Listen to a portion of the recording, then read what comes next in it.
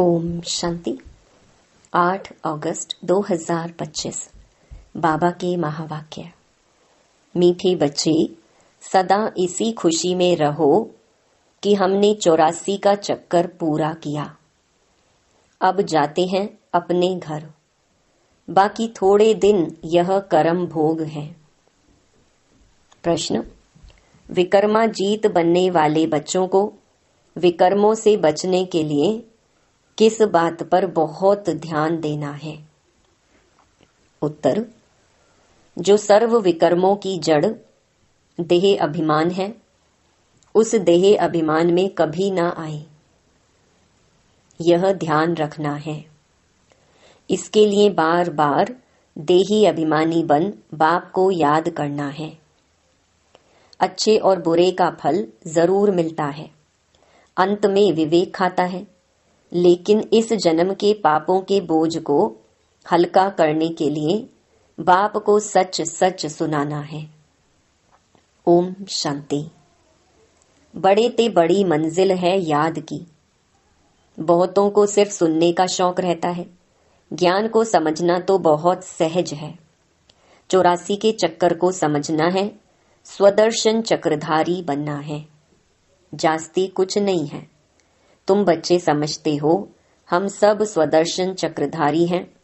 स्वदर्शन चक्र से कोई का गला नहीं काटते हैं, जैसे श्री कृष्ण के लिए दिखाया है। अब यह लक्ष्मी नारायण विष्णु के 2 रूप हैं। क्या उनको स्वदर्शन चक्र है? फिर श्री कृष्ण को चक्कर क्यों दिखाते हैं?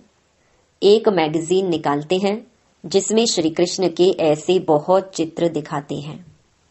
बाप तो आकर तुम्हें राजयोग सिखाते हैं, ना कि चक्कर से असुरों का घात करते हैं।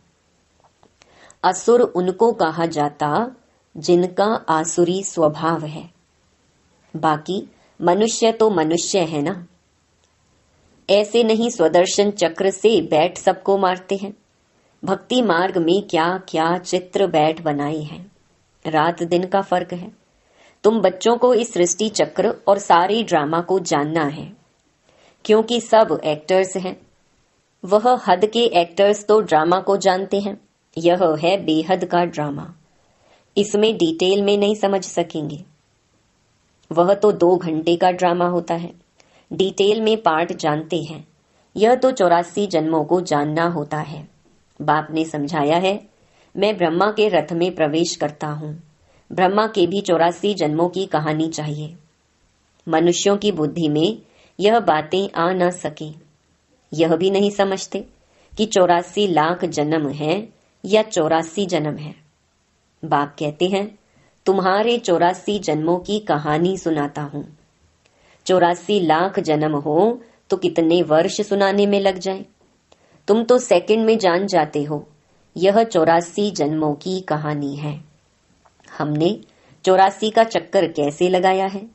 84 लाख हो तो सेकंड में थोड़े ही समझ सकते। 84 लाख जन्म है ही नहीं।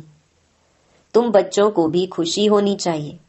हमारा 84 का चक्र पूरा हुआ। अब हम घर जाते हैं। बाकी थोड़े दिन यह कर्म भोग है। विकर्म भस्म हो कर्मातीत अवस्था कैसे हो जाए, इसके लिए यह युक्ति बताई है। बाकी समझाते हैं, इस जन्म में जो भी विकर्म किए हुए हैं वह लिख कर दो तो बोझ हल्का हो जाए। जन्म जन्मांतर के विकर्म तो कोई लिख ना सके। विकर्म तो होते आए हैं। जब से रावण राज्य शुरू हुआ है तो कर्म विकर्म हो पड़ते हैं। सतयुग में कर्म अकर्म होते हैं।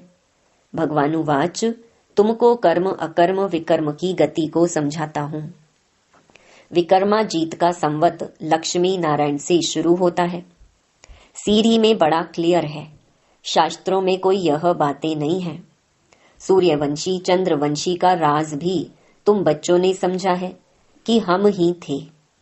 विराट रूप का चित्र भी बहुत बनाते हैं, परंतु अर्थ कुछ भी नहीं जानते। बाप बिगर कोई समझा नहीं सकते। इस ब्रह्मा के ऊपर भी कोई है ना, जिसने सिखाया होगा। अगर कोई गुरु ने सिखाया होता तो उस गुरु का सिर्फ एक शिष्य तो नहीं हो सकता। बाप कहते हैं, बच्चे तुम्हें पतित से पावन, पावन से पतित बनना ही है। यह भी ड्रामा में नोंद है। अनेक बार यह चक्र पास किया है, पास करते ही रहेंगे। तुम हो ऑलराउंड पार्टधारी, आदि से अंत तक पार्ट और कोई का है नहीं। तुमको ही बाप समझाते हैं, फिर तुम यह भी समझते हो कि दूसरे धर्म वाले फलाने फलाने समय पर आते हैं। तुम्हारा तो ऑलराउंड पार्ट है। क्रिश्चियन के लिए तो नहीं कहेंगे कि सतयुग में थे, वह तो द्वापर के भी बीच में आते हैं। यह नॉलेज तुम बच्चों की ही बुद्धि में है। किसको समझा भी सकते हो? दूसरा कोई सृष्टि के आदि मध्य अंत को नहीं जानते। रचयिता को ही नहीं जानते तो रचना को कैसे जानेंगे? बाबा ने समझाया है, जो राइटियस बातें हैं वह छपाकर एरोप्लेन से सब जगह गिरानी है। वह पॉइंट्स अथवा टॉपिक्स बैठ लिखनी चाहिए। बच्चे कहते हैं काम नहीं है। बाबा कहते हैं यह सर्विस तो बहुत है, यहाँ एकांत में बैठ यह काम करो। जो भी बड़ी बड़ी संस्थाएं हैं, गीता पाठशालाएं आदि हैं, उन सबको जगाना है, सबको संदेश देना है। यह पुरुषोत्तम संगम युग है। जो समझदार होंगे वह झट समझेंगे। जरूर संगम युग पर ही नई दुनिया की स्थापना और पुरानी दुनिया का विनाश होता है। सतयुग में पुरुषोत्तम मनुष्य होते हैं, यहाँ हैं आसुरी स्वभाव वाले पतित मनुष्य। यह भी बाबा ने समझाया है। कुंभ का मेला आदि जो लगता है, बहुत मनुष्य जाते हैं स्नान करने। क्यों स्नान करने जाते हैं? पावन होना चाहते हैं। तो जहां जहां मनुष्य स्नान करने जाते हैं, वहां जाकर सर्विस करनी चाहिए। मनुष्यों को समझाना चाहिए, यह पानी कोई पतित पावनी नहीं है। तुम्हारे पास चित्र भी है। गीता पाठशालाओं में जाकर यह पर्चे बांटने चाहिए। बच्चे सर्विस मांगते हैं, यह बैठकर लिखो, गीता का भगवान परम पिता परमात्मा शिव है, ना कि श्री कृष्ण। फिर उनकी बायोग्राफी की महिमा लिखो, शिव बाबा की बायोग्राफी लिखो, फिर आपे ही वह जज करेंगे। यह पॉइंट्स भी लिखनी है कि पतित पावन कौन। फिर शिव और शंकर का भेद भी दिखाना है। शिव अलग है, शंकर अलग है। यह भी बाबा ने समझाया है। कल्प 5000 वर्ष का है। मनुष्य 84 जन्म लेते हैं, ना कि 84 लाख। यह मुख्य मुख्य बातें शॉर्ट में लिखनी चाहिए, जो एरोप्लेन से भी गिरा सकते हैं, समझा भी सकते हैं। यह जैसे गोला है, इसमें क्लियर है फलाने फलाने धर्म फलाने फलाने समय पर स्थापन होते हैं। तो यह गोला भी होना चाहिए। इसीलिए मुख्य 12 चित्रों के कैलेंडर्स भी छपवा सकते हो, जिसमें सारा ज्ञान आ जाए और सर्विस सहज हो सके। यह चित्र बिल्कुल जरूरी है। कौन से चित्र बनाने हैं, क्या क्या पॉइंट लिखनी चाहिए, वह बैठ लिखो। तुम गुप्त वेश में इस पुरानी दुनिया का परिवर्तन कर रहे हो। अननोन वॉरियर्स हो। तुमको कोई नहीं जानते। बाबा भी गुप्त, नॉलेज भी गुप्त। इनका कोई शास्त्र आदि बनता नहीं। और धर्म स्थापक के बाइबल आदि छपते हैं, जो पढ़ते आते हैं, हर एक के छपते हैं। तुम्हारा फिर भक्ति मार्ग में छपता है। अभी नहीं छपना है, क्योंकि अभी तो यह शास्त्र आदि सब खत्म हो जाने हैं। अभी तुमको बुद्धि में सिर्फ याद करना है। बाप के पास भी बुद्धि में ज्ञान है, कोई शास्त्र आदि थोड़े ही पढ़ते। वह तो नॉलेजफुल है। नॉलेजफुल का अर्थ फिर मनुष्य समझते हैं, सबके दिलों को जानने वाला है।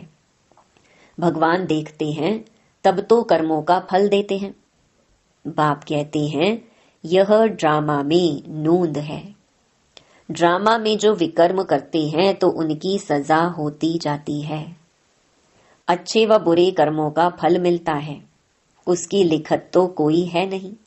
मनुष्य समझ सकते हैं जरूर कर्मों का फल दूसरे जन्म में मिलता है।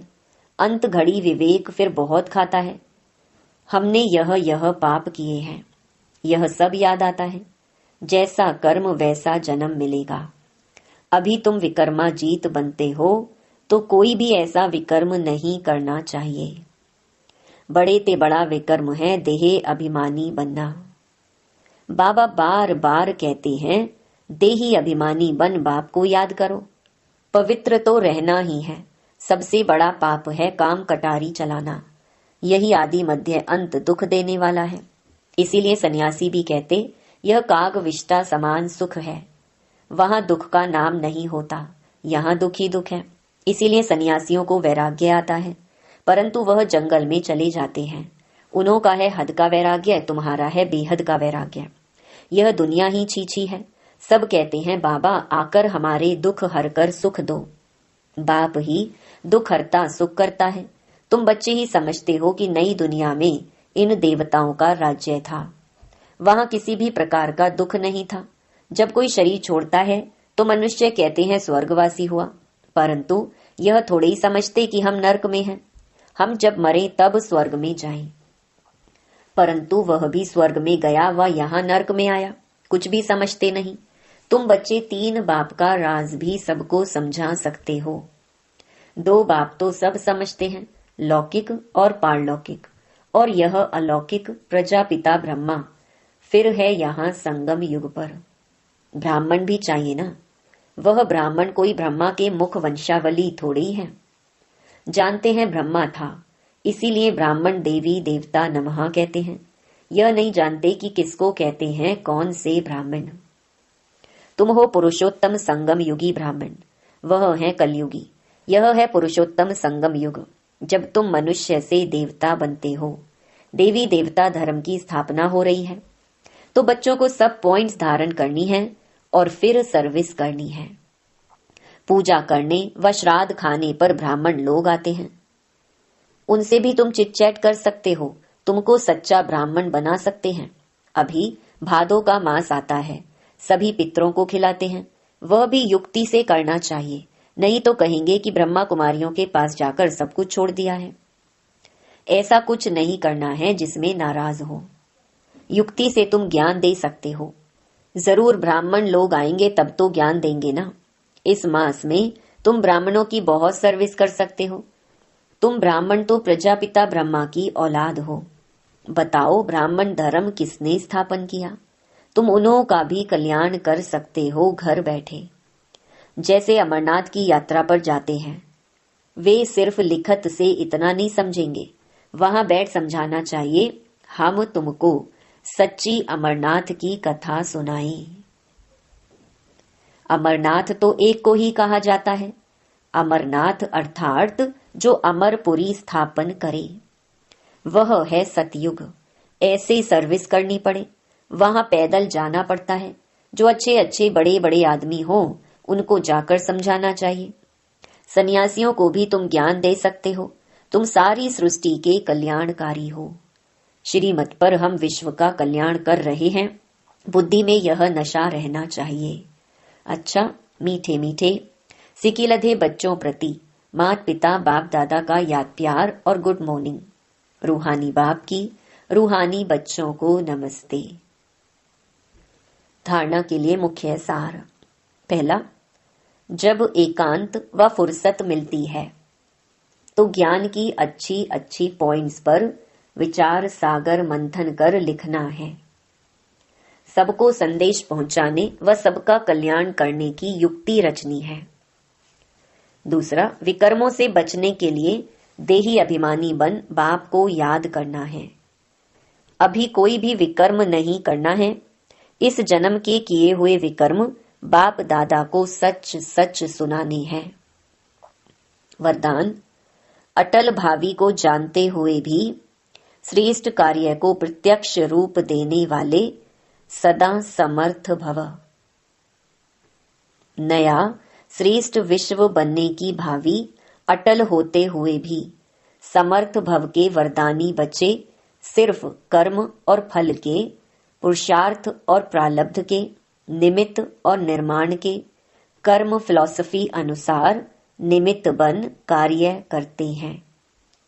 दुनिया वालों को उम्मीद नहीं दिखाई देती और आप कहते हो यह कार्य अनेक बार हुआ है, अभी भी हुआ ही पड़ा है, क्योंकि स्व परिवर्तन के प्रत्यक्ष प्रमाण के आगे और कोई प्रमाण की आवश्यकता ही नहीं।